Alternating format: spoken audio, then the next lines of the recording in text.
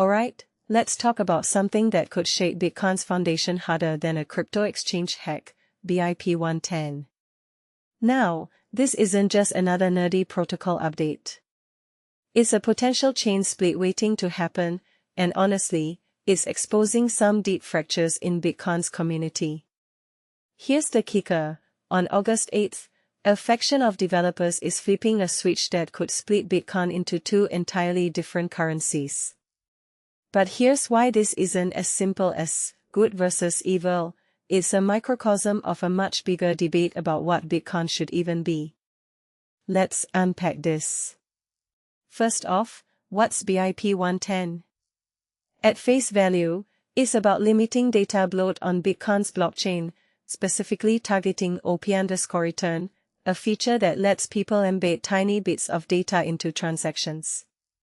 But here's the twist: the people pushing this change, like Bitcoin Knots, think they're saving Bitcoin from becoming a data storage platform.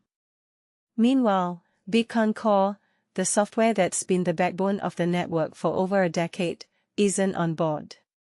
And that tension, that's where things get spicy. Let's break down the three scenarios everyone's talking about, but with my own flavor of analysis. Scenario 1, almost no miners signal support. This is the status quo outcome, and honestly, it makes sense.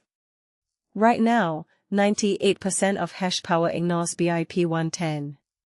So what happens? Nodes running Bitcoin Knots just stop working properly. They'll stall out, waiting for blocks that'll never come. And here's where I side-eye the BIP110 crew: they'd essentially be cutting themselves off from the main network. It's like showing up to a debate with a megaphone and realizing no one else cares. If this happens, they've got three options: give up, wait indefinitely, or do a Hail Mary hard fork.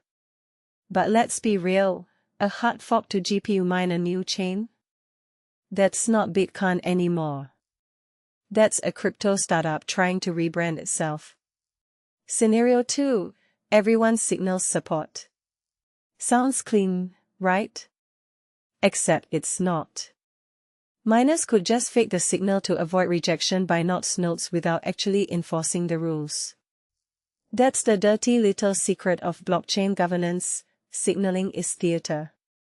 The real enforcement happens at the node level, and if most economic nodes, wallets, exchanges, etc., aren't enforcing BIP110, this whole thing becomes a house of cards.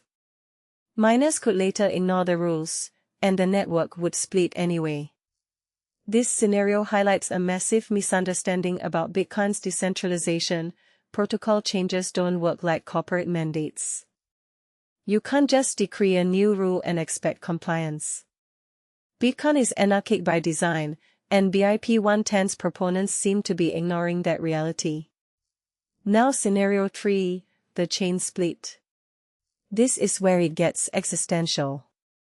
Imagine two Bitcoins, one with BIP110's restrictions, another without. Both valid, both claiming to be the real deal. But here's the part that keeps me up at night: the replay attack risk. No replay protection means sending a transaction on one chain could accidentally wipe out funds on the other. This isn't hypothetical. Bitcoin Cash had this problem in 2017. Users lost millions. And yet, BIP110's architects didn't even solve this basic issue. That's not just careless, it's negligent. Plus, the naming battle would be absurd. The original chain would almost certainly keep the Bitcoin name, but the Knots team would fight tooth and nail to claim the brand. It's like if a splinter group took over a national flag, technically possible, but universally rejected. But let's zoom out. Why does this even matter?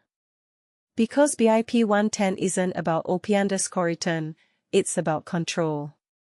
The people pushing this want to gatekeep how Bitcoin's blockchain is used. They see the rise of BRC20s, NFTs, and other data-heavy experiments as a threat. But isn't Bitcoin supposed to be neutral money? This feels like a puritanical crackdown on innovation. On the flip side, if we let every new protocol piggyback onto Bitcoin, does it risk becoming Yongzhong? That's the paradox. Bitcoin's simplicity is its strength, but also its ceiling. Here's my hot take. If BIP110 succeeds, it sets a terrifying precedent. Who decides what data deserves to be on Bitcoin? Tomorrow it'll be OP_return limits. Next year, maybe censorship of transaction types. Once you open the door to consensus-level data policing, you're playing a game with no finish line.